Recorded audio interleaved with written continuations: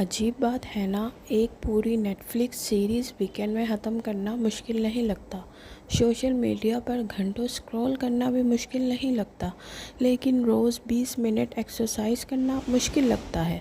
किताब के 10 पेजेस पढ़ना मुश्किल लगता है। तो फिर प्रॉब्लम क्या है?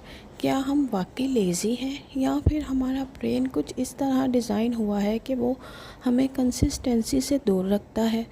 आज हम जानेंगे कि अपने ब्रेन को कंसिस्टेंसी के लिए ट्रेन कैसे किया जाता है, ताकि आप गोल्स सिर्फ सेट ना करें बल्कि उन पर टिक भी सकें।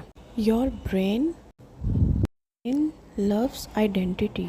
अगर मैं आपसे पूछूं कि आप कौन हैं, ज़्यादातर लोग अपना नाम, प्रोफेशन या एज बताएंगे, लेकिन आपका ब्रेन आपके बारे में एक और कहानी सुनाता रहता है।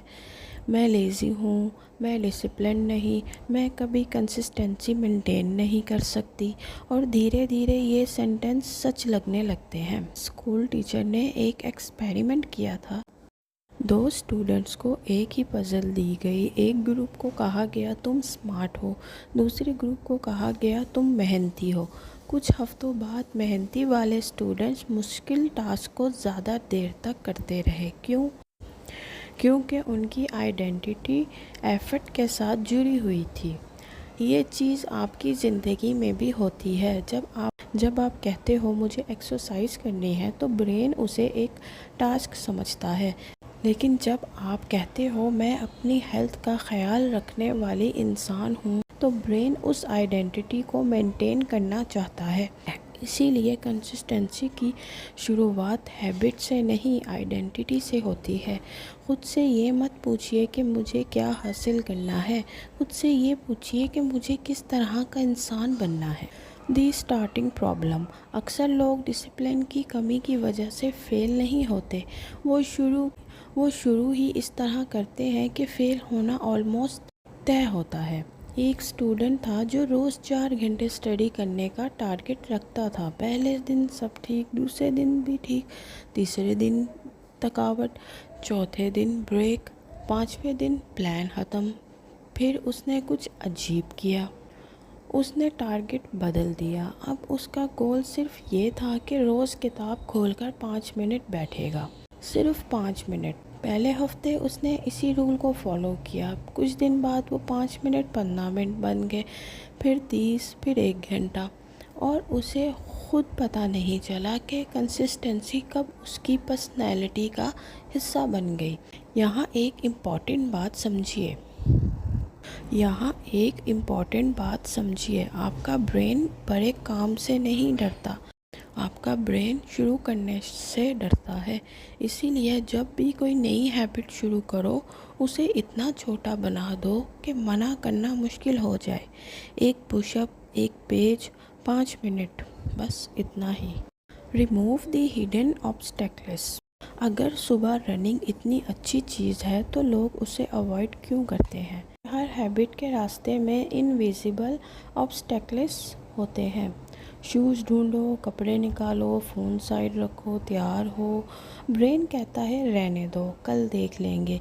इसीलिए सक्सेसफुल लोग सिर्फ हैबिट्स नहीं बनाते, वो एनवायरनमेंट डिज़ाइन करते हैं। आप पढ़ना चाहते हो, किताब को बेड के पास रखो। अगर एक्सरसाइज करनी है, शूज़ पहले से रेडी रखो।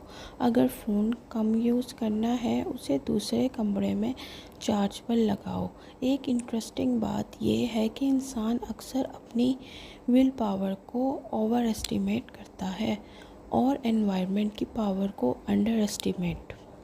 आपको ज़्यादा स्ट्रॉन्ग बनने की ज़रूरत नहीं, आपको सिर्फ रास्ते की रुकावटें कम करने की ज़रूरत है।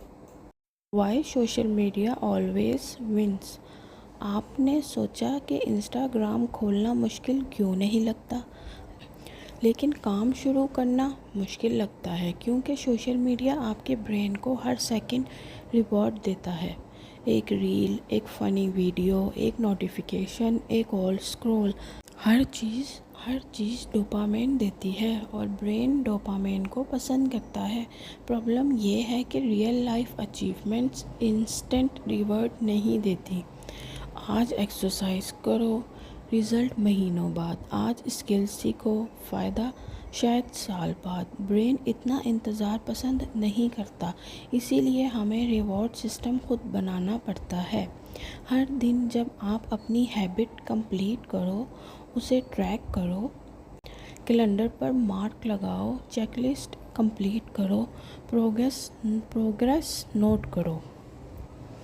ये छोटी सी चीज़ लगती है, लेकिन ब्रेन को सिग्नल मिलता है कि एफ़र्ट के बाद रिवॉर्ड मिलता है और आहिस्ता आहिस्ता कंसिस्टेंसी आसान लगने लगती है। The biggest mistake people make. अब आते हैं उस पॉइंट पर जहाँ ज़्यादातर लोग हार मान लेते हैं। मान लीजिए आप 12 दिन लगातार अपनी हैबिट फॉलो करते रहे, फिर एक दिन मिस हो गया। क्या होता है? ब्रेन फ़ौरन कहानी बनाना शुरू कर देता है। तुम वैसी ही हो, तुमसे नहीं होगा। फिर दूसरे दिन भी मिस, फिर दूसरा दिन भी मिस, फिर तीसरा, और फिर सब ख़त्म। लेकिन सच ये है कि एक दिन मिस करना प्रॉब्लम नहीं होती। प्रॉब्लम तब होती है जब आप उस मिस को आइडेंटिटी बना लेते हैं। एक प्लेन अगर रूट से थोड़ा सा हट जाए तो पायलट उसे दोबारा करेक्ट कर लेता है। प्लेन क्रैश नहीं करता। आपको भी वही करना है। एक दिन मिस हो गया, ठीक है, लेकिन 2 बार लगातार मिस मत करो। यही रूल कंसिस्टेंसी को बचाता है। परफेक्ट लोग सक्सेसफुल नहीं होते, वापस उठने वाले लोग सक्सेसफुल होते हैं। Small things become big things. एक बीज को देखकर कोई नहीं कह सकता कि एक दिन ये बड़ा दरख्त बनेगा। एक बीज को देखकर कोई नहीं कह सकता कि एक दिन ये बड़ा दरख्त बनेगा, क्योंकि ग्रोथ शुरू में नज़र नहीं आती और कंसिस्टेंसी भी बिल्कुल ऐसी ही होती है। पहले दिन कुछ नहीं बदलता, पहले हफ्ते भी ज़्यादा फ़र्क नहीं दिखता, पहले महीने भी ज़्यादा रिज़ल्ट नज़र नहीं आता, लेकिन अंदर ही अंदर सब कुछ बदल रहा होता है। आपका ब्रेन, आपकी आइडेंटिटी, आपकी आदतें। और फिर एक दिन लोग सिर्फ रिज़ल्ट देखते हैं। उन्हें लगता है कि आप अचानक सक्सेसफुल हो गए, लेकिन वो उन तमाम दिनों को नहीं देखते जब आपने मूड ना होने के बावजूद काम किया था। आज से 1 साल बाद आपकी ज़िंदगी किसी एक बड़े डिसीज़न की वजह से अलग नहीं होगी। वो उन छोटी छोटी चॉइसेस की वजह से अलग होगी जो आप रोज़ करती हैं। तो वीडियो ख़त्म होने के बाद कोई बड़ा गोल मत सेट कीजिए। सिर्फ़ एक छोटा सा काम चुनिए, इतना छोटा कि आप उसे अभी कर सकती हों, और फिर अपने ब्रेन को दिखा दीजिए कि कंट्रोल किसके पास है। अगर आपको वीडियो पसंद आई हो तो वीडियो को लाइक कीजिए, चैनल को सब्सक्राइब कीजिए। मिलते हैं अगली वीडियो में। अपना ख्याल रखिए और कंसिस्टेंसी को अपनी सुपर पावर बना लीजिए।